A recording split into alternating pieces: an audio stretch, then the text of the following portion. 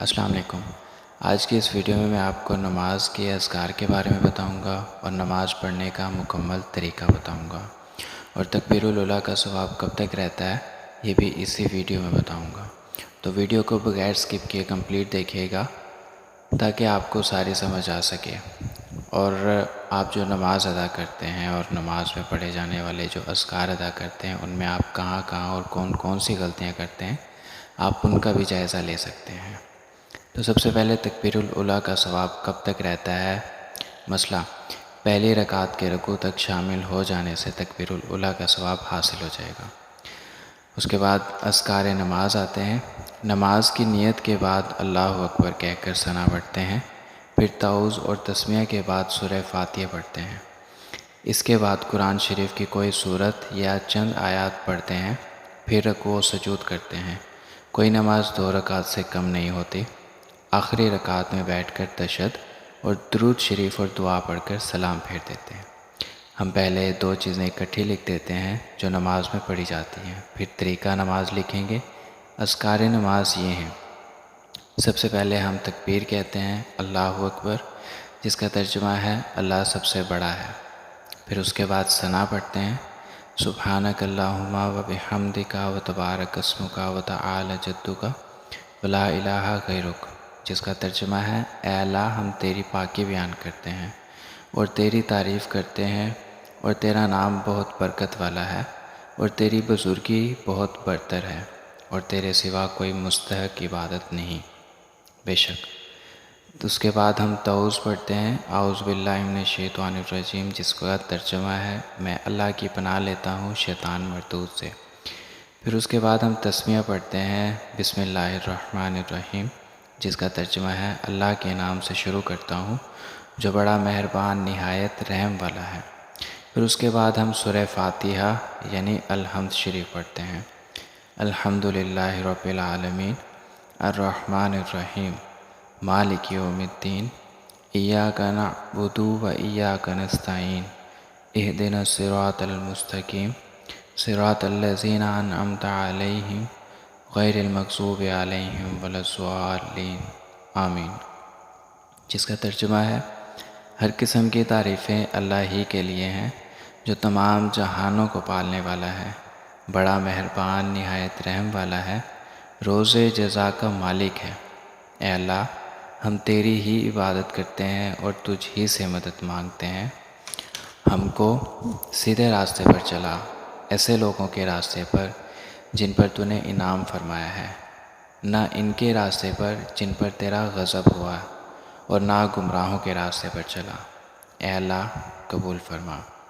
اس کے بعد آپ بسم اللہ پڑھتے ہیں اور کوئی بھی سورہ پڑھتے ہیں، سورہ کوثر بھی پڑھ سکتے ہیں، سورہ اخلاص، سورہ فلق، سورہ ناس، اس کے علاوہ آپ جو بھی قرآن پاک کی 3-4 آیتیں جو پڑھنا چاہیں آپ وہ پڑھ سکتے ہیں، وہ آپ کی مرضی ہے۔ اس کے بعد رکوع یعنی جھکنے کی حالت کی تسبیح، رکوع میں جا کے ہم 3 بار سبحان ربی العظیم پڑھتے ہیں، جس کا ترجمہ ہے پاکی بیان کرتا ہوں میں اپنے پروردگار بزرگ کی۔ پھر اس کے بعد رکوع سے اٹھتے وقت کی تسبیح ہے سمیع اللہ لمن حمیدہ، جس کا ترجمہ ہے اللہ نے اس کی سن لی جس نے اس کی تعریف کی۔ پھر اس کے بعد جب ہم کھڑے ہو جاتے ہیں سیدھے تو قومے کہتے ہیں اسے، یعنی قومے کی تحمید۔ پھر ہم پڑھتے ہیں ربنا لک الحمد، جس کا ترجمہ ہے اے ہمارے رب تیرے ہی لیے سب تعریف ہے۔ پھر اس کے بعد ہم سجدے یعنی زمین پر سر رکھنے کی حالت کی میں چلے جاتے ہیں، جس کی تسبیح ہے سبحان ربی الاعلیٰ، جو ہم 3 بار پڑھتے ہیں سجدے میں جا کے، جس کا ترجمہ ہے پاکی بیان کرتا ہوں میں اپنے پروردگار برتر کی۔ تو اسی طرح یہ ہوئی پہلی رکعت، تو اسی طرح ہم نے دوسری رکعت ادا کرنی ہے۔ تو دوسری رکعت ادا کرنے کے بعد ہم جب سجدے سے اٹھیں گے تو ہم تشہد پر بیٹھ جائیں گے، یعنی اتحیات پڑھیں گے، جو کہ ہے التحیات للہ والصلوات والطیبات والسلام علیک ایھا النبی ورحمۃ اللہ وبرکاتہ، السلام علینا وعلی عباد اللہ الصالحین، اشہد ان لا الہ الا اللہ واشہد ان محمدا عبدہ ورسولہ، جس کا ترجمہ ہے تمام قولی عبادتیں اور تمام فعلی عبادتیں اور اور تمام مالی عبادتیں اللہ ہی کے لیے ہیں۔ سلام ہو آپ پر اے نبی صلی اللہ علیہ وآلہ وسلم، اور اللہ کی رحمتیں اور اس کی برکتیں سلام ہو۔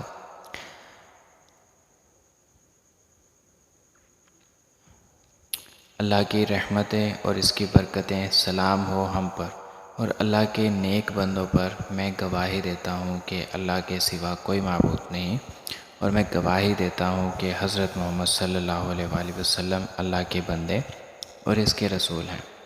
پھر اس کے بعد ہم درود شریف پڑھتے ہیں۔ اگر ہم 2 رکعت کی نماز پڑھ رہے ہیں تو ہم تشہد کے بعد درود پاک پڑھیں گے۔ اللہم صلی علی محمد وعلی آل محمد کما صلیت علی ابراہیم وعلی آل ابراہیم انک حمید مجید۔ اللہم بارک علی محمد وعلی آل محمد کما بارکت علی ابراہیم وعلی آل ابراہیم انک حمید مجید، جس کا ترجمہ ہے: اے اللہ رحمت نازل فرما محمد صلی اللہ علیہ وآلہ وسلم پر، ان کی آل پر، جیسا کہ رحمت نازل فرمائی تو نے ابراہیم علیہ السلام پر اور ان کی آل پر۔ بے شک تو تعریف کا مستحق بڑی بزرگی والا ہے۔ اے اللہ برکت نازل فرما محمد صلی اللہ علیہ وآلہ وسلم پر اور ان کی آل پر، جیسا کہ برکت نازل فرمائی تو نے ابراہیم علیہ السلام پر اور ان کی آل پر۔ بے شک تو تعریف کا مستحق بڑی بزرگی والا ہے۔ درود شریف کے بعد کی دعا: ربی اجعلنی مقیم الصلاۃ ومن ذریتی ربنا وتقبل دعا ربنا اغفر لی ولوالدی وللمؤمنین یوم یقوم الحساب، جس کا ترجمہ ہے: اے رب میرے، مجھ کو قائم رکھو نماز اور میری اولاد میں سے بھی، اے رب میرے، اور قبول کر میری دعا۔ اے رب ہمارے، بخش دے مجھ کو اور میرے ماں باپ کو اور سب ایمان والوں کو جس دن قائم ہو حساب۔ اس کے بعد ہم سلام پھیرتے ہیں: السلام علیکم ورحمۃ اللہ، یعنی ایک طرف سیدھی طرف ہم چہرہ کرتے ہوئے سلام پڑھتے ہیں اور ایک دفعہ الٹی طرف چہرہ کرتے ہوئے ہم سلام کرتے ہیں۔ یہ 2 رکعتوں کی نماز تھی اور اسی طرح پڑھنی تھی۔ اگر ہم 4 رکعتوں کی نماز پڑھیں گے تو ہم اتحیات کے بعد کھڑے ہو جائیں گے اور دوبارہ وہی چیزیں، یعنی بسم اللہ اور الحمد شریف، پھر بسم اللہ اور کوئی سورت وغیرہ یا کوئی آیت وغیرہ 3-4 لائنوں کی جو قرآن پاک میں جو بھی آپ کا دل کرے آپ وہ پڑھ کے پھر آپ رکوع میں جا سکتے ہیں۔ پھر اس کے بعد نماز پڑھنے کا مسنون طریقہ، یہ جو میں نے آپ کو بتائی ہیں پہلے، یہ سارے نماز میں پڑھے جانے والے اذکار ہیں۔ اب نماز کا پڑھنے کا اصل طریقہ بتاتا ہوں میں آپ کو۔ اس مسنون طریقے کا بغور مطالعہ کرنے سے معلوم ہوگا کہ کئی نمازیوں کی نماز میں بعض امور خلاف سنت ہوتے ہیں، لہٰذا نماز سنت کے مطابق پڑھنے کا اہتمام کیا جائے۔ ہم نماز تو پڑھتے ہیں لیکن ہم چھوٹی چھوٹی چیزوں کا خیال اگر کریں، وہی ہم سنت کے مطابق نماز پڑھیں تو ہمارا جو ثواب ہے وہ ڈبل ہو جائے گا۔ اور کہتے ہیں کہ جو وقت چل رہا ہے اس وقت میں نبی پاک صلی اللہ علیہ وآلہ وسلم کی ایک سنت کو زندہ کرنا 100 شہیدوں سے بڑھ کر ثواب ہے اس کا۔ تو لہٰذا کوشش کیا کریں، نماز پڑھتے ہیں آپ ویسے بھی، اور اسے سنت کے مطابق ادا کرنے کی کوشش کیا کریں، جس کا طریقہ میں آگے ویڈیو میں آپ کو بتاتا ہوں۔ کہ صف میں کھڑے ہونے کا طریقہ، سب سے پہلے تو جب آدمی صف میں کھڑا ہو تو سب سے پہلے اپنے قدم صحیح رکھے، ایڑیوں کا کنارہ صف کے کنارے کے برابر ہو تاکہ صف سیدھی ہو، اور پاؤں کی انگلیاں قبلہ رخ ہوں، پاؤں آگے سے زیادہ کھلے ہوئے نہ ہوں۔ جتنا ایڑیوں کے درمیان فاصلہ ہو اتنا ہی انگوٹھوں کے درمیان فاصلہ ہو، اور بہتر یہ ہے کہ دونوں پاؤں کے درمیان 4 انگلیوں کا فاصلہ ہو۔ پاؤں کے اگلے حصے میں زیادہ فاصلہ ہونا غلط ہے، کیونکہ اس سے انگلیوں کا رخ قبلے کی طرف نہیں رہے گا۔ یعنی جیسے پاؤں کی ایڑیاں بیک سائڈ سے سیدھی ہوں، اسی طرح سے آگے سے بھی پاؤں کی انگلیاں جو ہیں وہ سیدھی طرف ہونی چاہیے، جس سے انگلیوں کا رخ بھی قبلے کی طرف ہونا چاہیے۔ اس کے بعد نیت کا وقت ہوتا ہے۔ جو نماز بھی پڑھنی ہو اس کی نیت کر لی جائے۔ نیت کا تکبیر تحریمہ سے پہلے ہونا ضروری ہے۔ اگر تکبیر تحریمہ کے درمیان نیت کی، یعنی جو مولوی ہوتا ہے وہ اللہ اکبر کہے، یعنی اللہ کہنے کے بعد اور اکبر کہنے سے پہلے، تو نماز نہیں ہوگی۔ اس کے بعد تکبیر تحریمہ، ہاتھ اٹھانے اور باندھنے کا طریقہ آتا ہے۔ پھر ہاتھوں کو کانوں کی طرف اس طرح اٹھائے کہ ہتھیلیوں کا رخ قبلے کی طرف ہو، انگلیاں اپنی حالت پر ہوں، نہ ملی ہوئی ہوں، نہ زیادہ کھلی ہوں، اور انگوٹھے کانوں کی لو تک پہنچ جائیں، اور بہتر یہ ہے کہ چھو بھی جائیں، اور ہاتھ اٹھاتے ہوئے گردن کو نہ جھکائیں۔ پھر تکبیر تحریمہ کہتے ہوئے ہاتھ ناف کی طرف لے جائیں، اور ناف کے نیچے ہاتھ اس طرح رکھیں اور باندھیں کہ بایاں ہاتھ نیچے ہو اور دایاں ہاتھ اس کے اوپر، دائیں ہاتھ کی ہتھیلی بائیں ہاتھ کی ہتھیلی کی پشت پر ہو، اور دائیں ہاتھ کے انگوٹھے اور سب سے چھوٹی انگلی سے بائیں ہاتھ کے گٹے کو ہلکا بنا کر پکڑ لیں، اور باقی 3 انگلیوں کو بائیں کلائی کی پشت پر بچھا لیں۔ بہتر ہے کہ حالت قیام میں نظر سجدے کی جگہ پر رہے، یعنی جب آپ قیام میں ہوں تو آپ کی جو نظر ہے، نگاہیں ہیں، وہ ادھر ادھر گھومنے کی بجائے وہ آپ کی سجدے کی جگہ پر رہے، یعنی کہ جہاں پہ آپ نے سجدہ کرنا ہے۔ اس کے بعد تنبیہ ہے کہ بعض لوگ تکبیر تحریمہ اور تکبیرات انتقال یعنی ایک رکن سے دوسرے رکن میں جانے کو کہتے ہیں، خلاف سنت کہتے ہیں، جو کہ غلط ہے۔ مثلا تکبیر تحریمہ ہاتھ باندھنے کے بعد کہتے ہیں، یا کچھ تکبیر پہلے اور باقی بعد میں کہتے ہیں۔ اس طریقے میں 2 غلطیاں پائی جاتی ہیں۔ نمبر 1، تکبیر تحریمہ کو اس کے محل میں نہ کہنا یا پورا نہ کہنا۔ نمبر 2، ثنا کے محل میں تکبیر کہنا۔ لہٰذا سنت طریقہ کے مطابق ہی تکبیر کہی جائے اور خلاف سنت طریقہ سے اعتراض کیا جائے۔ اسی طرح رکوع اور سجدوں کی تکبیرات میں غلطی کرتے ہیں، رکوع اور سجدے کی طرف خاموشی سے چلے جاتے ہیں، رکوع اور سجدے کے قریب جا کر یا ان میں پہنچ کر تکبیر کہتے ہیں، یہ بھی غلط ہے۔ مسنون یہ ہے کہ تکبیر تحریمہ کانوں سے ہاتھ جھکانے کے ساتھ شروع کی جائے اور ہاتھ باندھنے کے ساتھ ہی اس کی انتہا ہو جائے، ہاتھ باندھنے کے بعد تکبیر نہ کہیں۔ رکوع اور سجدے کی طرف جاتے ہوئے پورے انتقال میں تکبیر کہی جائے، انتقال شروع میں ہو تو تکبیر بھی شروع ہو جائے، اور انتقال ختم ہو تو تکبیر بھی ختم ہو جائے۔ خلاصہ یہ ہے کہ رکوع اور سجدے میں پہنچنے کے ساتھ ہی تکبیر پوری ہو جائے، انتقال پورا ہونے کے بعد دوسرے رکن میں تکبیر نہ کہی جائے۔ اسی طرح رکوع سے اٹھتے ہوئے تسمیع اور سجدے سے اٹھتے ہوئے تکبیر میں بھی پورے انتقال میں کہی جائے، نہ کہ بعد میں کہی جائے۔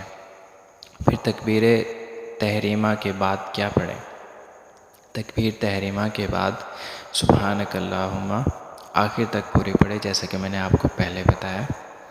مقتدی ہو تو اس کے بعد قیام میں خاموش رہے، امام ہو یا اکیلا پڑھ رہا ہے تو ثنا کے بعد اعوذ باللہ من الشیطان الرجیم اور بسم اللہ الرحمن الرحیم پڑھے، پھر سورہ فاتحہ پوری پڑھے، پھر کوئی آیت یا سورہ پڑھے۔ واضح رہے، فاتحہ سے پہلے بسم اللہ پڑھنا ہر رکعت میں مسنون ہے، اور فاتحہ کے بعد سورہ سے پہلے بسم اللہ پڑھنا مستحسن ہے۔ رکوع کا طریقہ، تکبیر کہتا ہوا رکوع کے لیے جھک کے رکوع میں پہنچے تو تکبیر پوری ہو جائے۔ رکوع میں انگلیاں دونوں ہاتھوں کی کشادہ ہوں، گھٹنوں کو پکڑ لے، سر نہ بلند ہو نہ جھکا ہو، سر پشت اور سرین برابر ہوں، بازو اور ٹانگوں میں کوئی خم نہ ہو، نظر رکوع میں پاؤں کی پشت پر ہو۔ 3 دفعہ رکوع کی تسبیح پڑھے، پھر اگر امام ہو یا اکیلا سمیع اللہ لمن حمیدہ کہتا ہوا سیدھا کھڑا ہو جائے اور ربنا لک الحمد کہے۔ اس سے افضل ربنا ولک الحمد ہے، اس سے بھی افضل اللہم ربنا لک الحمد ہے، اور اس سے بھی افضل اللہم ربنا ولک الحمد ہے۔ چاروں میں سے کوئی بھی پڑھ لیا جائے تو بھی جائز ہے، البتہ فضلیت میں فرق ہے۔ مقتدی صرف تمہید ربنا لک الحمد کہے، امام کے لیے تسبیح سمیع اللہ لمن حمیدہ کے ساتھ تحمید ربنا لک الحمد کہنا بھی علماء کی ایک جماعت کے ہاں افضل ہے۔ پھر اس کے بعد رکوع میں سجدے کی تسبیح پڑھنا۔ مسئلہ، اگر کسی نے رکوع میں سجدے کی تسبیح یا سجدے میں رکوع کی تسبیح پڑھ دی تو اس پر سجدہ سہو واجب نہیں ہے، البتہ مکروہ تنز یہی ہے یاد آ جائے تو پھر رکوع یا سجدے کی تسبیح کہہ لے تاکہ سنت کے مطابق ہو جائے۔ مسئلہ نمبر 2، رکوع میں بجائے تسبیح کے کوئی بسم اللہ الرحمن الرحیم پڑھ جائے تو سجدہ سہو لازم نہیں آتا، کیونکہ رکوع کی تسبیح واجب نہیں ہے اور تشہد التحیات واجب ہے۔ اس میں ایسا کرنے سے یعنی تشہد چھوڑنے سے سجدہ سہو لازم ہوگا۔ رکوع میں شامل ہوتے وقت تکبیر تحریمہ کا حکم۔ مسئلہ، اگر امام رکوع میں ہے اور اس وقت کوئی شخص امام کے ساتھ رکوع میں شامل ہونا چاہتا ہے تو مسنون طریقہ یہ ہے کہ اگر تکبیر تحریمہ کہنے کے بعد پھر دوسری تکبیر کہہ کر رکوع میں جائے، اگر صرف تکبیر تحریمہ کہی اور دوسری تکبیر کہے بغیر رکوع میں چلا گیا اور امام کے ساتھ شریک ہو گیا تو وہ رکعت اس کو مل گئی اور نماز بھی صحیح ہو گئی۔ نوٹ: تکبیر تحریمہ رکوع کی حالت میں نہ کہے ورنہ نماز صحیح نہ ہوگی۔ سجدے کا طریقہ، پھر تکبیر کہتا ہوا سجدے کی طرف اس طرح جائے کہ جب تک گھٹنے زمین پر نہ لگ جائیں، سر اور سینہ نہ جھک جائے۔ گھٹنے زمین پر رکھنے کے بعد ہاتھ زمین پر رکھے جائیں، اس وقت سر اور سینہ جھکے۔ ہاتھوں کو زمین پر رکھنے کے بعد ناک پھر پیشانی رکھی جائے اور اسی کے ساتھ ہی تکبیر کی انتہا ہو جائے۔ سجدے میں ہاتھوں کے انگوٹھے تحریمہ کی کانوں کی لو کے برابر ہوں، بغلیں ظاہر ہوں، پیٹ رانوں سے دور ہو، ہاتھوں کی انگلیاں ملی ہوئی ہوں تاکہ تمام انگلیوں کا رخ قبلے کی طرف ہو، پاؤں زمین پر لگے ہوں، ان کی انگلیوں کا رخ بھی قبلے کی طرف ہونا سنت ہے۔ 3 دفعہ سجدے کی تسبیح پڑھے، پھر تکبیر کہتا ہوا بیٹھ جائے۔ کچھ دیر بعد پھر تکبیر کہتا ہوا سجدے میں چلا جائے اور اسی طرح سجدہ کرے جیسے پہلے سجدہ کیا اور تسبیحات پڑھے۔ پھر تکبیر کہتا ہوا ہاتھ گھٹنوں پر رکھے، زمین پر نہ رکھے، قدم پر زور دے اور سیدھا کھڑا ہو جائے اور کھڑا ہونے کے ساتھ ہی تکبیر کی انتہا ہو جائے اور اسی طرح دوسری رکعت پڑھے۔ پھر التحیات کا طریقہ، سجدوں کے بعد التحیات کے لیے اس طرح بیٹھے کہ بائیں پاؤں کو بچھائے اور اس پر بیٹھ جائے، دائیں پاؤں کو کھڑا رکھے اس طرح کہ اس کی انگلیوں کا رخ قبلے کی طرف ہو جائے، پاؤں کی انگلیوں کا رخ بھی دائیں پاؤں سے ملا کر جس قدر ہو سکے قبلہ رخ رکھے۔ تشہد میں نظر گود میں رہے۔ اولیٰ ہے تشہد کے بعد درود شریف اور دعا بھی پڑھے، جبکہ نماز 2 رکعت والی ہو۔ فرائض و سنن موقدہ کی صرف آخری رکعت میں تشہد کے ساتھ درود شریف اور دعا بھی پڑھی جائے۔ پھر اس کے بعد سلام میں منہ پھیرنے کا طریقہ، دائیں اور بائیں جانب سلام پھیر لے۔ سلام پھیرنے میں مبالغہ سنت ہے، یعنی السلام علیکم ورحمۃ اللہ کہتا ہوا دائیں طرف چہرہ اس قدر پھیر لے کہ پیچھے اگر کوئی آدمی ہو تو اس کا رخسار کی سفیدی نظر آ سکے۔ پھر بائیں طرف السلام علیکم ورحمۃ اللہ کہتا ہوا چہرہ اس قدر پھیرے کہ بائیں رخسار کی سفیدی اس کی نظر آ سکے۔ یہ 2 رکعت والی نماز پوری ہو گئی۔ اگر 3 یا 4 رکعت والی نماز پڑھنی ہو تو 2 رکعت کے بعد تشہد میں صرف عبدہ و رسولہ تک پڑھے، پھر فوراً تکبیر کہتے ہوئے کھڑا ہو جائے۔ سیدھا کھڑے ہونے کے بعد امام ہو یا تنہا ہو بسم اللہ پوری پڑھے، پھر سورہ فاتحہ پڑھے۔ جبکہ فرض نماز ہو، وتر اور سنن میں سورہ فاتحہ کے ساتھ کوئی سورہ یا چند آیات بھی پڑھے اور اسی طرح اپنی نماز پوری کرے۔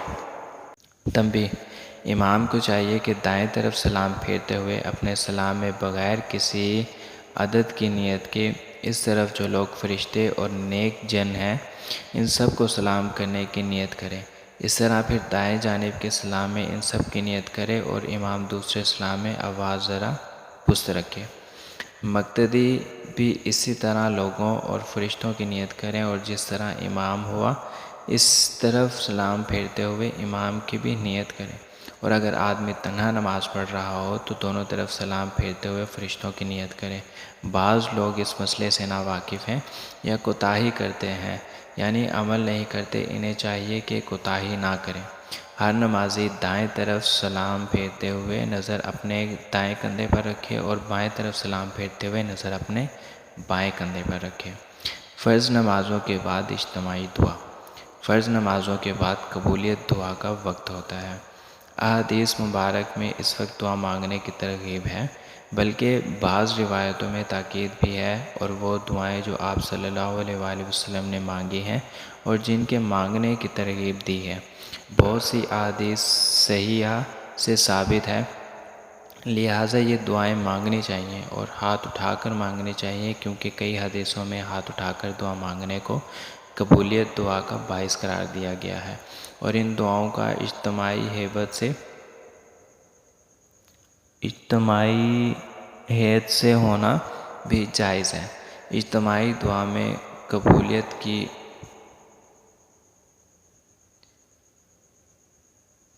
اور ان دعاؤں کا اجتماعی حیث سے ہونا بھی جائز ہے۔ اجتماعی دعا میں قبولیت کی امید اور زیادہ ہو جاتی ہے، البتہ امام کا بلند آواز سے دعا کرانے کی عادت بنا لینا مکروہ ہے۔ دعا آہستہ مانگنا افضل ہے۔ مفصل و مدلل بحث کے لیے ملاحظہ ہو فرض نماز کے بعد اجتماعی دعا کا ثبوت۔ اب سوال یہ آتا ہے کہ کون کون سے لباس میں نماز جائز ہے اور کون سے لباس میں نماز جائز نہیں ہے۔ نمبر 1، جس لباس میں باہر نکلنا، بازار جانا، شادی و غمی کی مجالس میں شرکت کرنا پسند نہ کرتا ہو، معیوب سمجھا جاتا ہو، اس لباس کو پہن کر نماز پڑھنا مکروہ ہے۔ مسئلہ نمبر 2، جیب میں ناپاک چیز رکھ کر نماز نہیں ہوتی، اگر پڑھ لی تو اس نماز کو دوبارہ پڑھنا چاہیے، کیونکہ وہ نماز ادا نہیں ہوتی۔ مسئلہ نمبر 3، اگر نماز کی حالت میں مردوں کا گریبان کھلا رہے تو اس سے نماز مکروہ نہیں ہوتی۔ مسئلہ نمبر 4، عورتوں کو دھوتی، ساڑی وغیرہ باندھنا اور دھوتی سے نماز پڑھنا درست ہے، غرض یہ کہ پردہ پورا ہونا چاہیے۔ دھوتی یا شلوار اس کی کچھ خصوصیات نہیں۔ ستر عورت یعنی بدن کا چھپانا، خواہ پاجامے سے ہو یا خواہ ساڑی سے، دونوں برابر ہیں۔ یہ سمجھنا صحیح نہیں ہے کہ یہ غیر مسلموں کا لباس ہے، بلکہ ملک کے بعض حصوں میں مسلمانوں کی عورتوں کا بھی یہی لباس ہے۔ جس طرح شلوار پہننے والے علاقوں میں مسلمانوں کی طرح غیر مسلم بھی بکثرت شلوار پہنتے ہیں۔ غرض یہ ہے کہ جس کپڑے سے بدن چھپ جائے اور ہر اس لباس سے نماز ہو جاتی ہے جس کو پہن کر عام و خاص مجالس میں شرکت کر سکتا ہو۔ مسئلہ نمبر 5، نوٹ، کرنسی یا پاسپورٹ، شناختی کارڈ، ویزا پر تصویر مجبوری اور اضطراری حالت میں ہے، اس کا گناہ ان پر ہوگا جو ایسا قانون بنانے کے ذمہ دار ہیں۔ مسئلہ نمبر 6، میلے کپڑوں میں نماز مکروہ نہیں ہے بشرطیہ کہ پاک ہو۔ اس کے بعد کس طرح کی ٹوپی پہن کر نماز پڑھنا چاہیے۔ مسئلہ نمبر 1، جس ٹوپی کو پہن کر آدمی شرفا کی محفل میں جا سکے، اس کے ساتھ نماز پڑھنا اور پڑھانا جائز ہے۔ مسئلہ نمبر 2، چمڑے کی ٹوپی اوڑھنا مباح ہے اور اس میں نماز پڑھنا جائز ہے۔ مسئلہ نمبر 3، مسجدوں میں جو ٹوپیاں رکھی جاتی ہیں اگر وہ صاف ستھری اور عمدہ ہو تو ان کو پہن کر نماز پڑھنا صحیح ہے، اور اگر وہ پھٹی پرانی یا میلی کچیلی ہوں جن کو پہن کر آدمی کارٹون نظر آنے لگے، ان کے ساتھ نماز پڑھنا مکروہ ہے۔ مسئلہ نمبر 4، ٹوپی سے امامت درست ہے، کچھ کراہت نہیں ہے، البتہ امامے کے ساتھ نماز پڑھنا اور امامت کرانا افضل ہے اور ثواب زیادہ ہے، لیکن ٹوپی بھی مکروہ نہیں ہے۔ مسئلہ نمبر 5، پگڑی کا پیچ اگر ماتھے پر آ جائے تو اسے سجدہ ادا ہو جائے گا، لیکن اگر ماتھے کے اوپر پگڑی کا پیچ ہوا اور پیشانی کو زمین پر ٹکنے نہ دے، پیشانی اوپر اٹھی رہے تو سجدہ ادا نہ ہوگا۔ مسئلہ نمبر 6، جالی دار ٹوپی سے اگر چھوٹے چھوٹے سوراخوں سے سر نظر آتا ہو تو اس سے نماز میں کوئی خرابی نہیں۔ مسئلہ نمبر 7، فوجی ٹوپی پہن کر نماز ہو جاتی ہے، لباس اور ٹوپی میں کوئی خاص طریق اور وضع معمور بھی نہیں ہے، بلکہ جس ملک میں جون سی بھی عادت ہے اور رواج ہو سکے اس کے موافق لباس اور ٹوپی وغیرہ پہننا درست ہے۔ حدیث شریف میں جو چاہو کھاؤ اور جو چاہو پہنو، مگر حرام سے بچو اور تکبر و اسراف نہ کرو۔ فوجی ٹوپی پر جاندار کی تصویر نہ ہونی چاہیے۔ مسئلہ نمبر 7، بغیر ٹوپی کے برہنہ سر اگر کاہلی یا لاپرواہی سے نماز پڑھے گا تو مکروہ ہے۔ اگر ٹوپی میسر نہ آئے یا عجز و انکساری، نیاز مندی اور تضاع سے پڑھے گا تو درست ہوگی۔ مسئلہ نمبر 8، فرض نماز کے بعد تسبیحات پڑھ کر دعا مانگے، اور جن فرائض کے بعد سنن ہو تو صرف دعا مانگ کر سنن میں مشغول ہو جائے اور فارغ ہو کر تسبیحات پڑھے پھر دعا مانگے۔ مسئلہ نمبر 9، سری نماز ہو یا جہری مقتدی، امام کے پیچھے قیام میں صرف اتنا پڑھے پھر خاموش ہو جائے اور سورہ فاتحہ اور کسی دوسری سورہ کا مقتدی کے لیے پڑھنا منع ہے۔ امام کی قرأت وہی مقتدی کی قرأت ہے۔ قرآن و سنت کی تفصیلی دلائل کے لیے ملاحظہ ہو احسن الکلام میں، اس کی باقی ڈیٹیل آپ وہاں سے پڑھ سکتے ہیں۔ مسئلہ نمبر 10، اگر سجدے میں ٹوپی گر جائے اور ایک ہاتھ سے اٹھا کر آسانی سے پہنی جا سکتی ہو تو اٹھا کر پہن لینا افضل ہے۔ یہ تھے نماز کے مسائل جن میں آپ کو نماز کے اذکار کے بارے میں بتایا کمپلیٹ، نماز کا طریقہ بتایا اور نماز میں آپ کون سا لباس اور کس طرح کا لباس پہن کر نماز پڑھ سکتے ہیں اور کس طرح کی ٹوپی پہن کر آپ نماز پڑھ سکتے ہیں، یہ ساری ڈیٹیل آپ کو اس ویڈیو میں بتائی ہے۔ امید ہے آپ کو یہ ساری سمجھ آ گئی ہوگی۔ دعاؤں میں یاد رکھیے گا۔ اللہ پاک ہم سب کا حامی و ناصر ہو۔ اللہ حافظ۔